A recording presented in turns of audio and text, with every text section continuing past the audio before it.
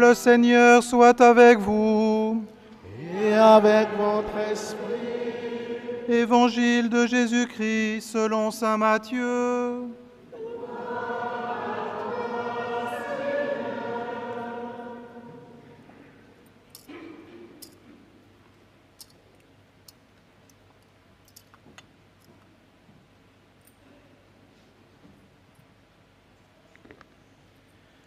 Quand Jésus vit la foule qui le suivait, il gravit la montagne. Il s'assit et ses disciples s'approchèrent. Alors, ouvrant la bouche, il se mit à les instruire. Il disait : « Heureux les pauvres de cœur, le royaume des cieux est à eux.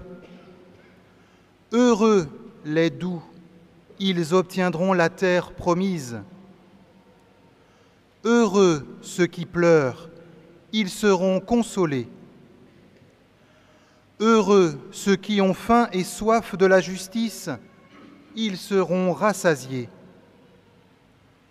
Heureux les miséricordieux, ils obtiendront miséricorde. Heureux les cœurs purs, ils verront Dieu.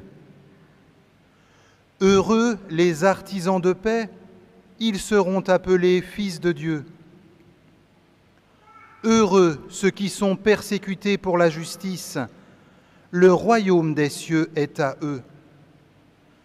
Heureux serez-vous si l'on vous insulte, si l'on vous persécute, et si l'on dit faussement toutes sortes de mal contre vous à cause de moi. Réjouissez-vous, soyez dans l'allégresse, car votre récompense sera grande dans les cieux. Acclamons la parole de Dieu. Louange à toi, Seigneur.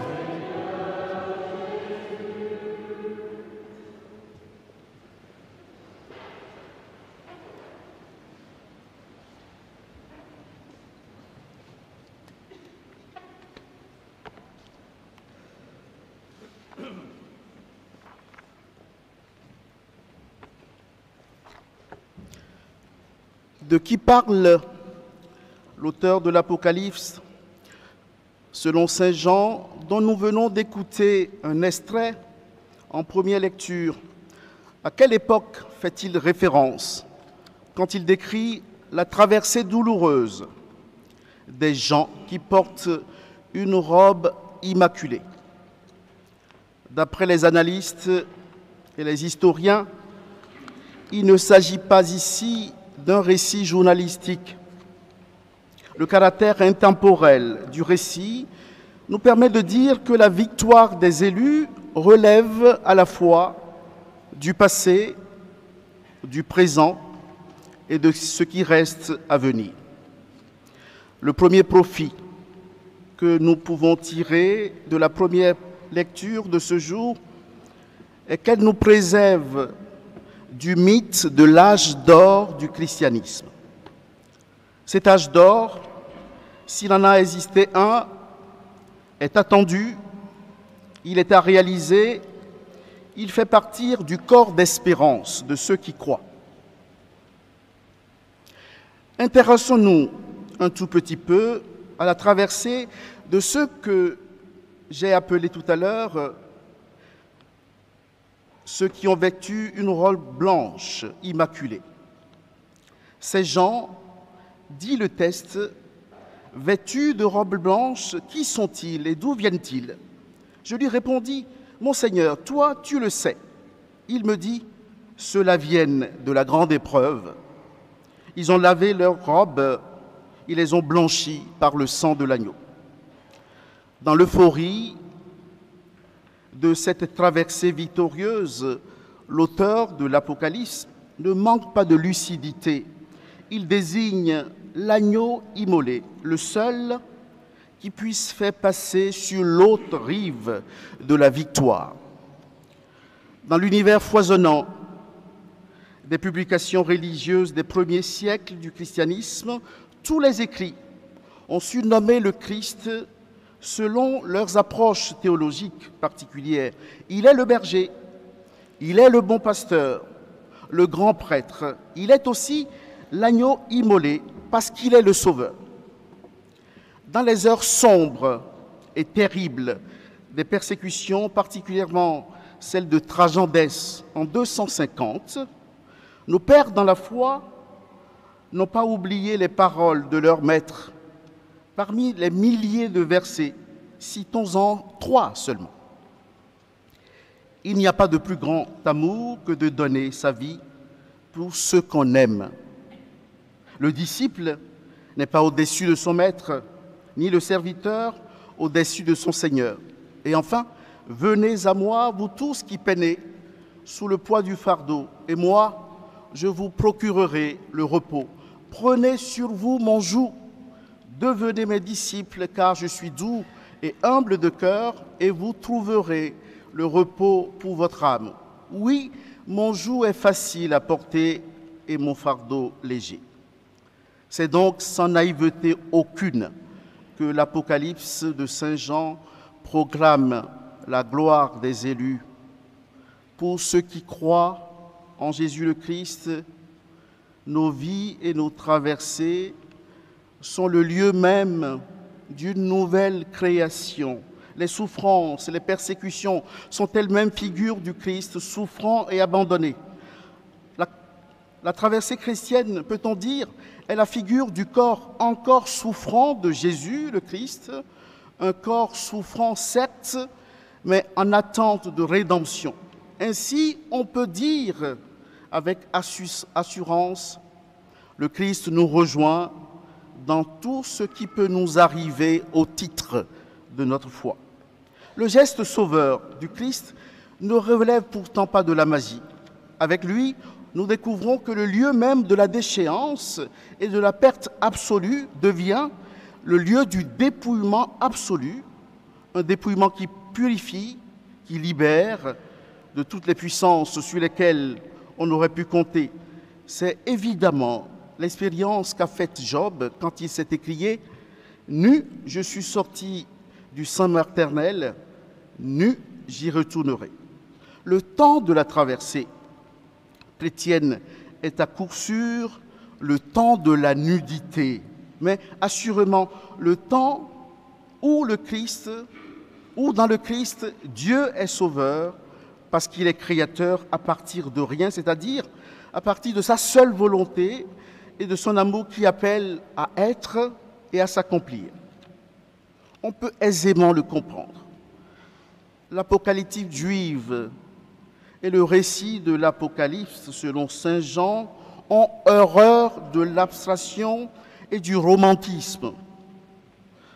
En utilisant un genre littéraire qui valorise l'intemporel, l'Apocalypse, selon saint Jean, nous éloigne du simple souvenir doucereux de Jésus le Christ et de la chimère d'une vie chrétienne comme un long fleuve tranquille.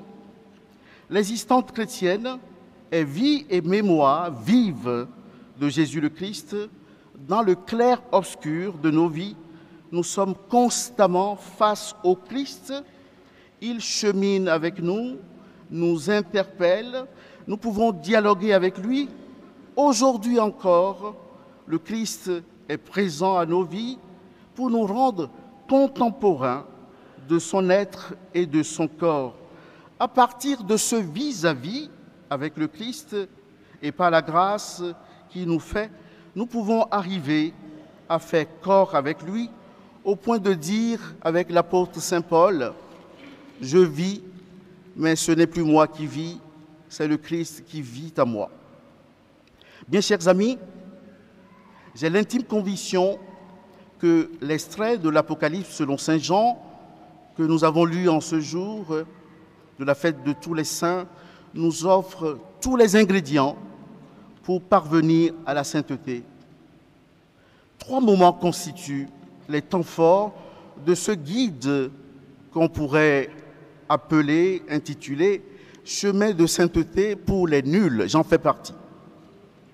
D'abord, il nous faut trouver ou retrouver le lien plus vivifiant avec la parole de Dieu. Elle n'est pas une parole évanescente. La parole de Dieu, excusez la tautologie, nous donne Dieu. Celui qui lit la Torah ne lit jamais des mots, des versets ou des paragraphes. Il ne décrypte pas des formes noires sur le fond blanc de la page. En se penchant sur le parchemin, il place son visage face à un autre visage, il dévisage le texte et les caractères traduisent des traits de caractère qu'il découvre au fil des rencontres studieuses. Un face-à-face s'instaure alors qui renvoie, selon le Midrash, à la rencontre entre Dieu et Moïse. Dieu parla à Moïse de même que je t'ai expliqué des visages de la Torah, toi aussi explique les visages de la Torah aux enfants d'Israël. En devenant visage, le livre devient plus qu'un livre, il se métamorphose en maître. Il devient un rabbi qui parle, que l'on fait parler, que l'on interroge. Face au livre, chaque lecteur se retrouve comme Moïse à l'école de Dieu. Finalement, l'Évangile, ce n'est pas qu'un livre. C'est une personne vivante qui nous parle. La parole qu'il nous donne, ce n'est pas une parole du passé, c'est une parole pour aujourd'hui, pour vous, pour moi. J'ai souvent dit ici que ce n'est pas Ouest France, le journal Sablé et le reporter Sablé qui font l'actualité. La parole de Dieu reçue à la messe, méditée dans la rencontre du seul à seul, dans l'oraison, fait actualité. Les sacrements constituent le deuxième moyen sur le chemin de la sainteté. Connaissant nos fragilités et nos faiblesses, comment pouvons-nous tenir notre mission de chrétien dans le monde si le Christ qui nous parle nous appelle à la conversion ne nous porte pas en même temps? Le génie de l'Église se révèle dans la réception des sacrements concomitamment avec nos croissances, nos défaillances et nos maturations. En cela, il existe une certaine ressemblance entre les étapes de la vie naturelle et les étapes de la vie spirituelle. Ces sacrements donnent naissance et croissance, guérison et mission à la vie de foi des chrétiens. Dans la communion au corps et au sang du Christ, à laquelle nous serons conviés tout à l'heure, l'Église nous fait vivre une expérience et une rencontre spirituelle inouïe dans l'univers des religions. Voici que mon Dieu, voici que mon Christ et Seigneur vient dans le temple délabré de ma vie et de mon corps. Dans l'intimité de mon être et de mon corps, je porte Dieu, je deviens théophore, porteur de Dieu, mais sans illusion aucune. C'est ce Dieu qui me porte et me susurre à l'oreille de mon corps et de mon être, comme une mère ou un père, une femme peut-elle oublier son nourrisson, ne plus avoir de tendresse pour le fils de ses entrailles. Même s'il l'oubliait, moi, je ne t'oublierai pas, car j'ai gravé sur les paumes de mes mains, j'ai toujours tes remparts devant les yeux. Les sacrements de l'Église nous donnent donc d'être des chrétiens sereins et décomplexés pour témoigner que Jésus est le Christ. La désignation du temps présent est enfin le dernier ingrédient du guide sur le chemin de la sainteté. Ce présent ne doit souffrir d'aucun conflit d'interprétation. Il est le temps du témoignage explicite de Jésus le Christ. Nous ne nous réunissons pas pour faire Église ensemble. Nous sommes réunis par le Christ qui fait l'unité de nos diversités. Nous ne nous réunissons pas pour créer la convivialité. Le Christ est notre raison d'être. Le présent devient un enjeu. Il est le lieu de la semence, de l'éternité qui nous habite et qui nous pousse sans cesse vers la recherche du royaume. Saint Paul t'a déjà écrié Si donc vous êtes ressuscités avec le Christ, recherchez les réalités d'en haut. C'est là qu'est le Christ assis à la droite de Dieu. Pensez aux réalités d'en haut, non à celles de la terre. Bien, chers amis, il y a 25 ans, Dieu m'a fait la grâce du sacerdoce ministériel. Je célèbre cette messe avec une ferveur intacte, mais maintenant décuplée par les joies, votre présence, les épreuves. Je rends grâce à Dieu pour les miens qui m'ont donné la grâce de la foi. Je loue le Seigneur pour ce que vous êtes. Plus que jamais, et avec vous, je fais mienne cette parole. Tenez en éveil la mémoire du Seigneur. Ne prenez aucun repos.